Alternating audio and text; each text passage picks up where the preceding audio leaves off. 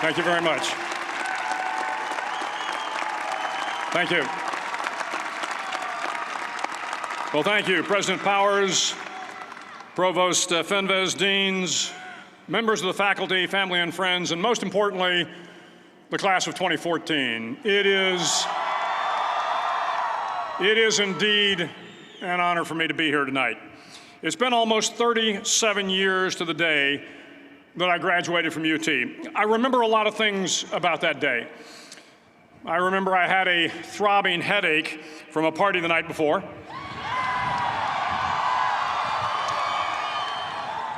I remember I had a serious girlfriend who I later married. That's important to remember, by the way. And I remember I was getting commissioned in the Navy that day. But of all the things I remember, I don't have a clue who the commencement speaker was, and I certainly don't remember anything they said. So acknowledging that fact, if I can't make this commencement speech memorable, I will at least try to make it short. So the university's slogan is, what starts here changes the world. Well, I've got to admit, I kind of like it. What starts here changes the world. Tonight, there are almost 8,000 students, or there are more than 8,000 students graduated from UT.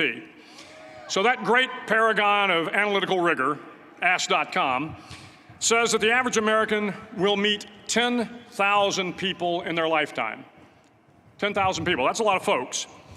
But if every one of you changed the lives of just 10 people, and each one of those people changed the lives of another 10 people, and another 10, then in 5 generations, 125 years, the class of 2014 will have changed the lives of 800 million people.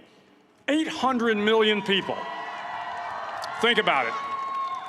Over twice the population of the United States. Go one more generation, and you can change the entire population of the world, 8 billion people.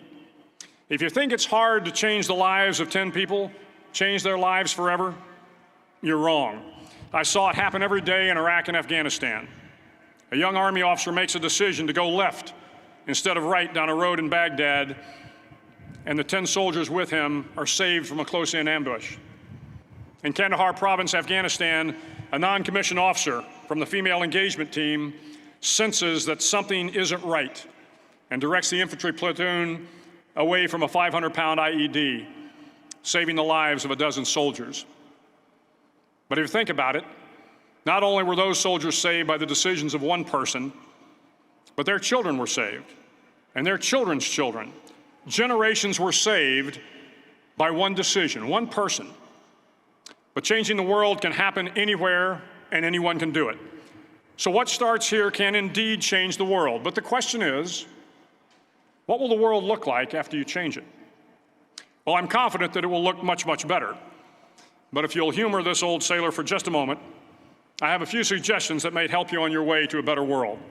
And while these lessons were learned during my time in the military, I can assure you that it matters not whether you ever served a day in uniform.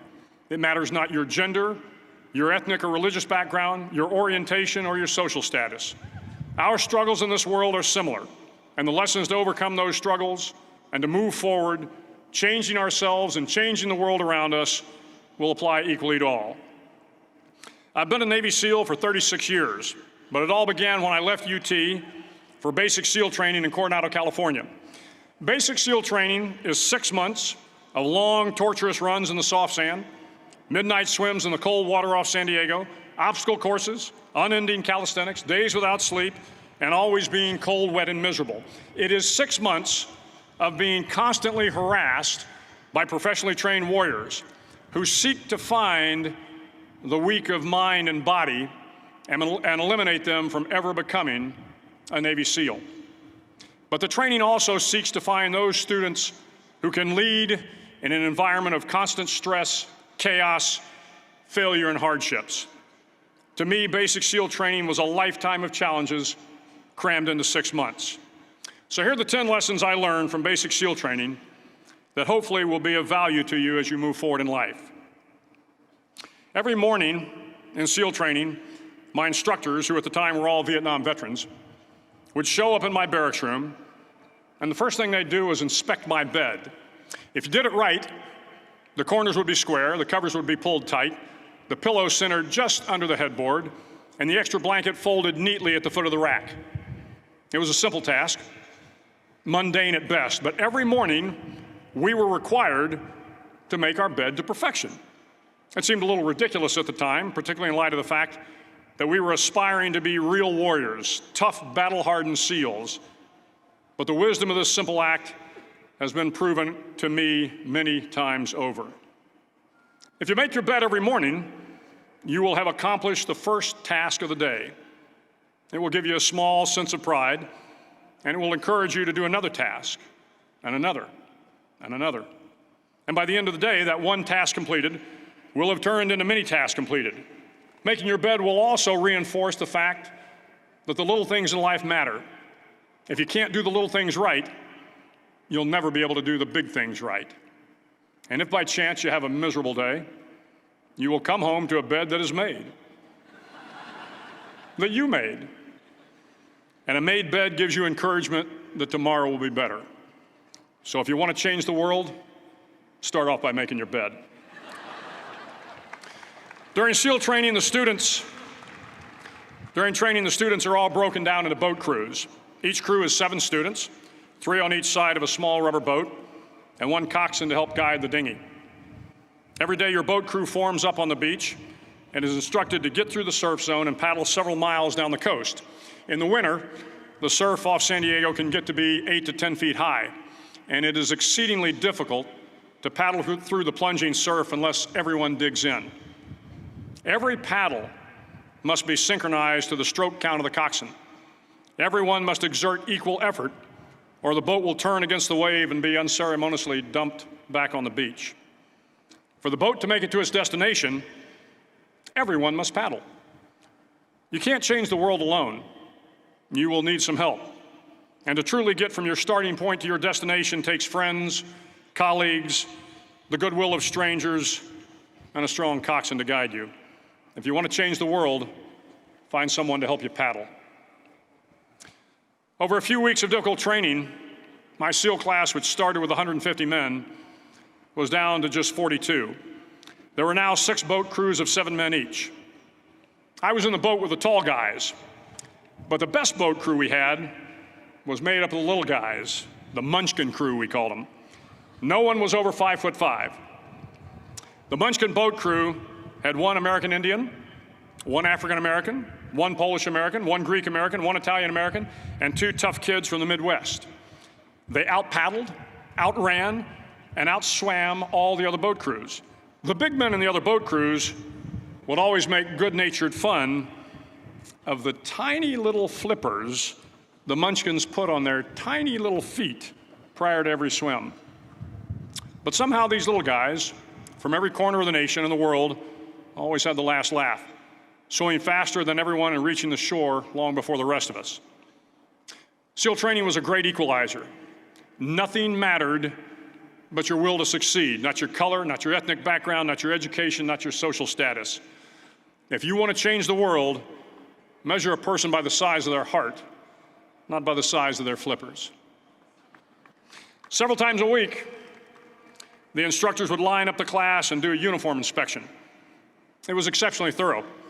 Your hat had to be perfectly starched, your uniform immaculately pressed, your belt buckle shiny and void of any smudges. But it seemed that no matter how much effort you put into starching your hat or pressing your uniform or polishing your belt buckle, it just wasn't good enough. The instructors would find something wrong.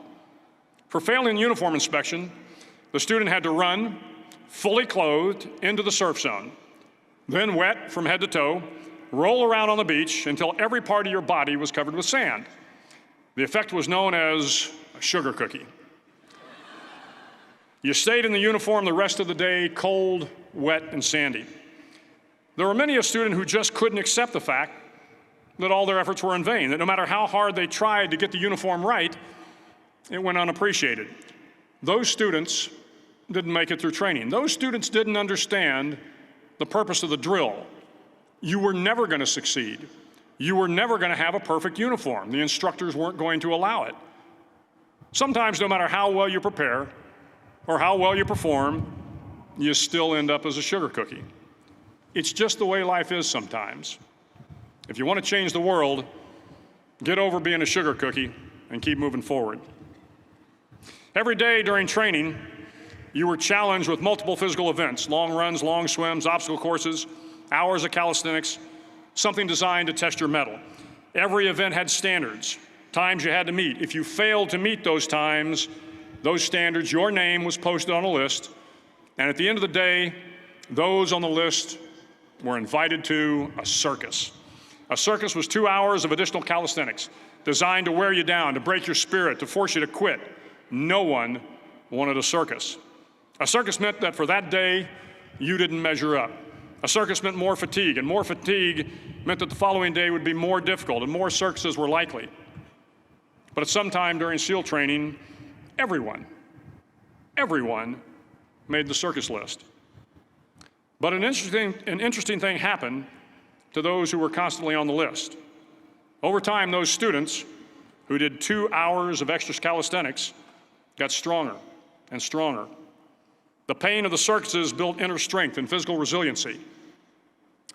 Life is filled with circuses. You will fail. You will likely fail often. It will be painful. It will be discouraging. At times, it will test you to your very core. But if you want to change the world, don't be afraid of the circuses. At least twice a week, the trainees were required to run the obstacle course. The obstacle course contained 25 obstacles, including a 10-foot wall, a 30-foot cargo net, a barbed wire crawl, to name a few. But the most challenging obstacle was the slide for life. It had a 3-level, 30-foot tower at one end and a 1-level tower at the other. In between was a 200-foot-long rope. You had to climb the 3-tiered tower, and once at the top, you grabbed the rope, swung underneath the rope, and pulled yourself hand over hand until you got to the other end. The record for the obstacle course had stood for years when my class began in 1977. The record seemed unbeatable until one day a student decided to go down the slide for life head first. Instead of swinging his body underneath the rope and inching his way down, he bravely mounted the top of the rope and thrust himself forward. It was a dangerous move, seemingly foolish and fraught with risk. Failure could mean injury and being dropped from the course. Without hesitation, the student slid down the rope perilously fast. Instead of several minutes, it only took him half that time. And by the end of the course, he had broken the record. If you want to change the world, sometimes you have to slide down the obstacles head first. During the land warfare phase of training, the students are flown out to San Clemente Island, which lies off the coast of San Diego. The waters off San Clemente are a breeding ground for the great white sharks. To pass SEAL training, there are a series of long swims that must be completed. One is the night swim. Before the swim, the instructors joyfully brief the students on all the species of sharks that inhabit the waters off San Clemente. They assure you, however, that no student has ever been eaten by a shark, at least not that they can remember. But you are also taught that if a shark begins to circle your position, stand your ground. Do not swim away. Do not act afraid. And if the shark, hungry for a midnight snack, darts towards you, then summons up all your strength and punch him in the snout, and he will turn and swim away. There are a lot of sharks in the world. If you hope to complete the swim, you will have to deal with them. So if you want to change the world, don't back down from the sharks. As Navy SEALs, one of our jobs is to conduct underwater attacks against enemy shipping. We practice this technique extensively during training. The ship attack mission is where a pair of SEAL divers is dropped off outside an enemy harbor and then swims well over 2 miles underwater, using nothing but a depth gauge and a compass to get to the target. During the entire swim, even well below the surface, there is some light that comes through. It is comforting to know that there is open water above you. But as you approach the ship, which is tied to a pier, the light begins to fade.